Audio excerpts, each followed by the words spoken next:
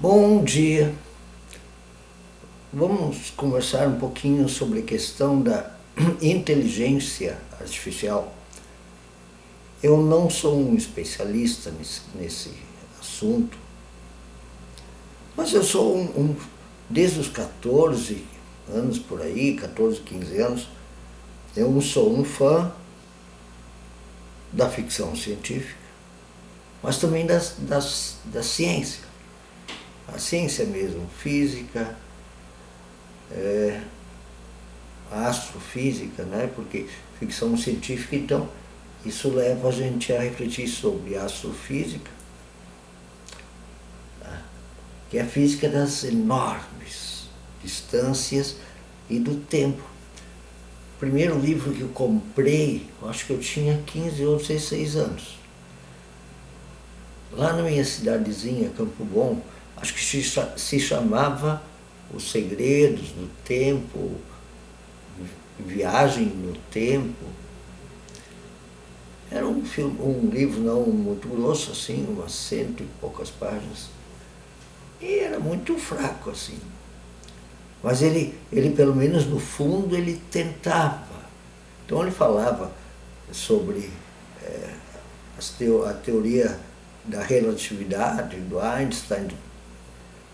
Então eu não sou tão bom assim em ciências. Na verdade, a ciência da informação, a informática, eu conheço há não muito tempo. Há uns 20 anos eu comecei a lidar com computadores, um pouco mais, 25 anos. Mas é só lidar com computadores. Depois eu fui vendo que isso se tornou muito sério mesmo. E hoje se fala em inteligência artificial. Algumas pessoas já pensam logo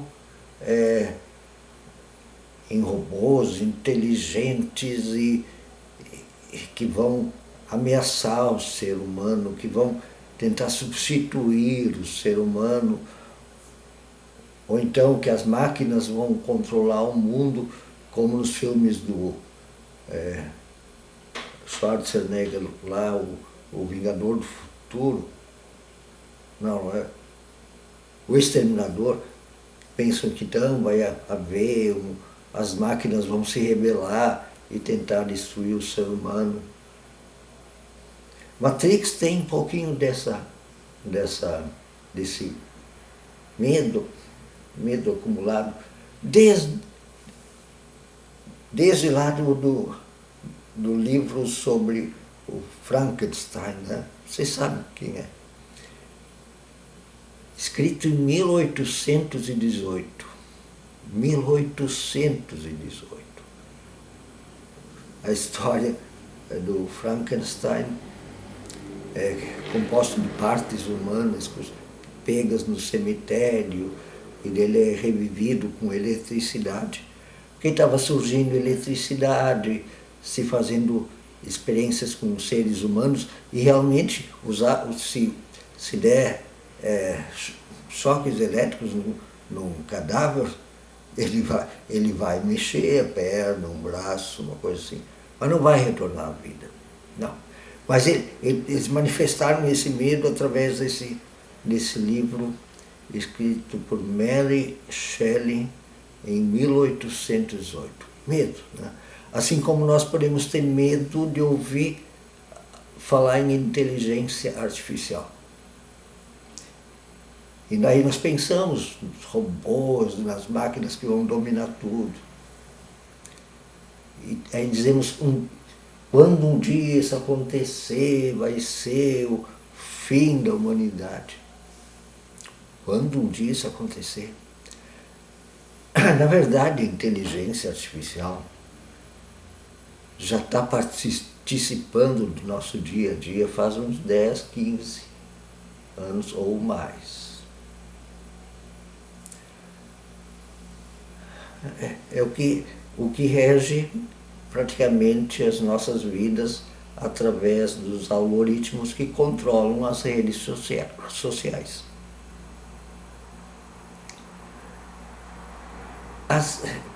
as máquinas de computação, antigamente chamadas computação, e quando era uma computação já se podia ver a inteligência artificial.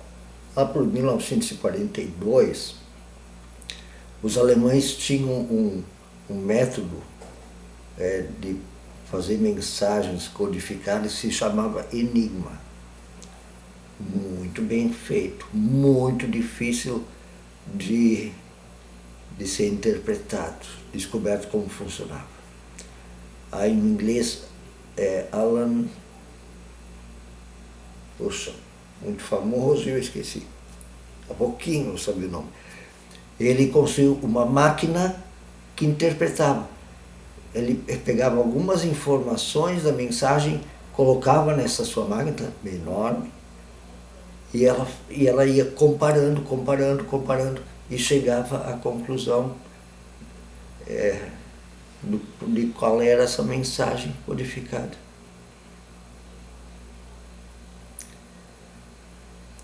Isso conta como o início dos computadores, essa máquina do Alan Turing, que foi condenado porque era homossexual. Né? Os atrasos de não muito tempo atrás, 75, 80 anos atrás. Ele que fez esse computador para decifrar o código Enigma dos nazistas na Segunda Guerra Mundial. A inteligência artificial hoje não é muito mais que isso, mas, como eu ouvi uma pessoa falando esses dias, nenhum jogador do mundo de xadrez, nem o melhor jogador do mundo em xadrez, o jogo xadrez, ganha dos computadores de hoje em dia. A inteligência artificial que nós temos hoje em dia, ela faz duas coisas. Três. Ela compara,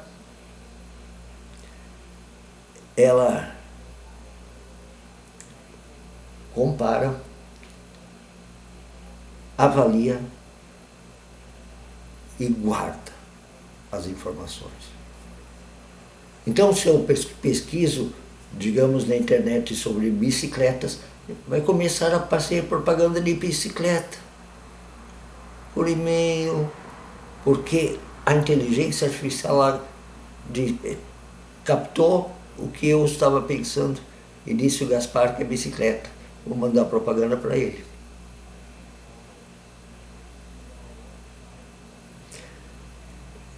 A vantagem dos computadores é que eles são muito rápidos, muito rápidos.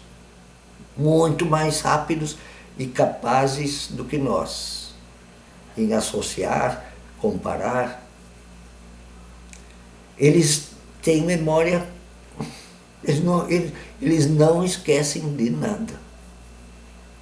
São capazes de juntar milhares de informações por minuto ou até por segundo, e não esquecer nenhuma informação. E eles juntam essas informações e destinam elas para o lugar certo. Alguns dizem que isso não é inteligência, mas é muito perto.